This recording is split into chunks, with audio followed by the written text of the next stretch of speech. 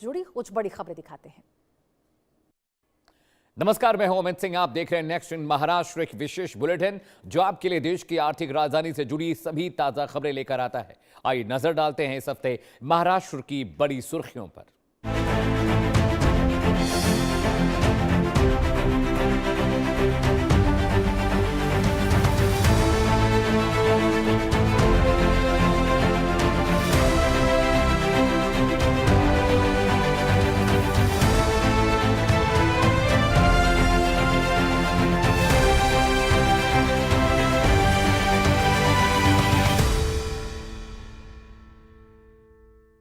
महाराष्ट्र में कृषि को अधिक लाभकारी, आधुनिक और टिकाऊ बनाने की दिशा में राज्य सरकार लगातार नए कदम उठा रही है। इसी क्रम में मुख्यमंत्री देवेंद्र फडणवीस ने समूह आधारित खेती को बढ़ावा देने के उद्देश्य से सत्यमेव जयते फार्मर कप 2026 का शुभारंभ किया है। देखिए ये रिपोर्ट।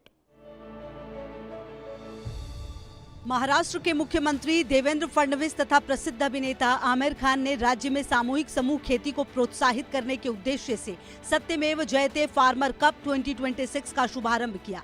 मुख्यमंत्री ने किसानों की आय में वृद्धि तथा कृषि उत्पादकता को सुदृढ़ बनाने के लिए समूह आधारित खेती को राज्य की प्रमुख रणनीति बताया।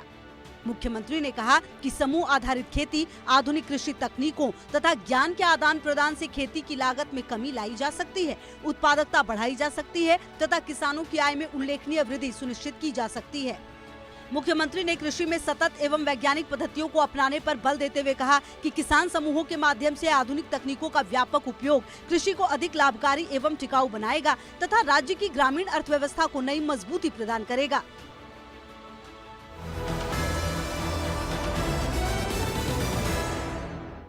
महिला सशक्तिकरण और हरित परिवहन को बढ़ावा देने के उद्देश्य से महाराष्ट्र सरकार ने पिंक ई रिक्शा योजना का विस्तार करने का निर्णय लिया है। इस पहल से महिलाओं को स्वरोजगार के नए अवसर उपलब्ध होंगे।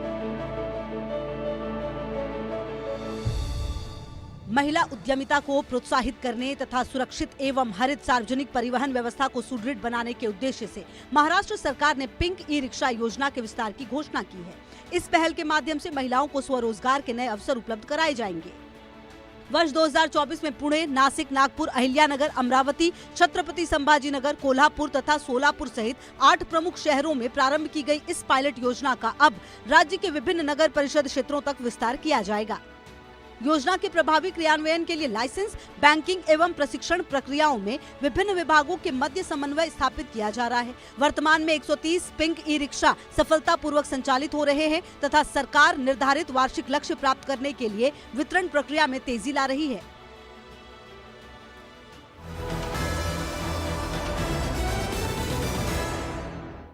वैश्विक निवेश और तकनीकी सहयोग को प्रोत्साहित करने की दिशा में महाराष्ट्र सरकार निरंतर प्रयासरत है। इसी कड़ी में कनाडा के क्यूबेक प्रांत के उच्च स्तरीय प्रतिनिधिमंडल ने मुख्यमंत्री देवेंद्र फडणवीस से मुलाकात कर विभिन्न क्षेत्रों में साझेदारी की संभावनाओं पर चर्चा की।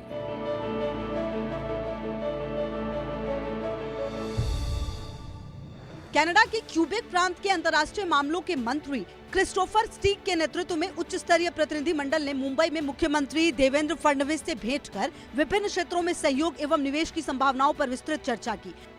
मुख्यमंत्री ने कृत्रिम बुद्धिमत्ता, क्वांटम कंप्यूटिंग, साइबर सुरक्षा, खनन अनुसंधान एवं अन्य उन्नत क्षेत्रों में निवेश की व्यापक संभावनाओं पर प्रकाश डालते हुए विश्वास व्यक्त किया कि ये साझेदारी महाराष्ट्र में बड़े निवेश का मार्ग प्रशस्त करेगी।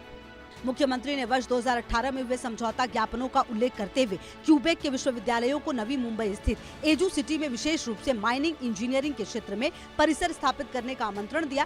साथ ही एरोस्पेस, रक्षा गलियारा, global capability centre, data centre तथा आधुनिक कृषि तकनीकों में निवेश का भी आह्वान किया।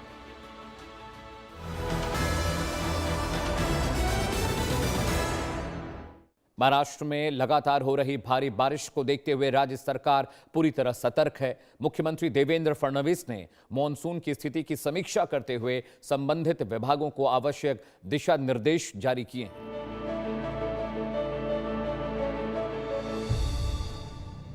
मुख्यमंत्री देवेंद्र फडणवीस ने राज्य आपदा प्रबंधन नियंत्रण कक्ष में उच्च स्तरीय समीक्षा बैठक की अध्यक्षता करते हुए राज्य में हो रही भारी वर्षा की स्थिति का जायजा लिया। उन्होंने भूस्खलन प्रभावित क्षेत्रों में त्वरित मलबा हटाने, एसडीआरएफ एवं एनडीआरएफ की टीमों को सक्रिय रखने तथा आपातकालीन राहत कार्यों में तेजी लाने के निर्देश दिए।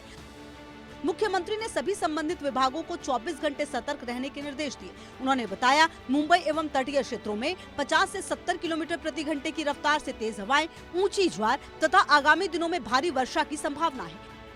राज्य विधानसभा में मुख्यमंत्री ने नागरिकों से अत्यंत आवश्यक होने पर ही घरों से बाहर निकलने की अपील की। उन्होंने निजी एवं सरकारी संस्थानों को आवश्यकता अनुसार वर्क फ्रॉम होम की व्यवस्था लागू करने के निर्देश दिए तथा इसका पालन न करने वाले प्रतिष्ठानों के विरुद्ध कार्रवाई की भी चेतावनी दी।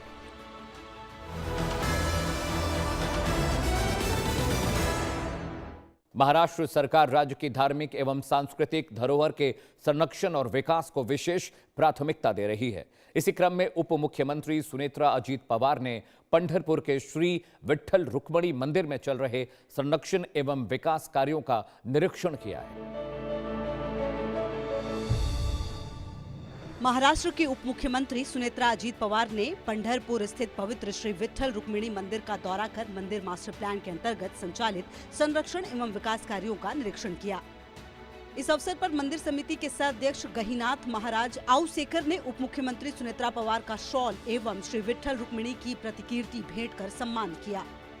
उप मुख्यमंत्री ने हवन उपरांत पुनर्स्थापित की गई प्रतिमाओं सहित पूर्ण किए गए संरक्षण कार्यों का अवलोकन किया तथा मंदिर संरक्षण एवं विकास योजना की प्रगति की विस्तृत जानकारी प्राप्त कर आवश्यक दिशा निर्देश दिए।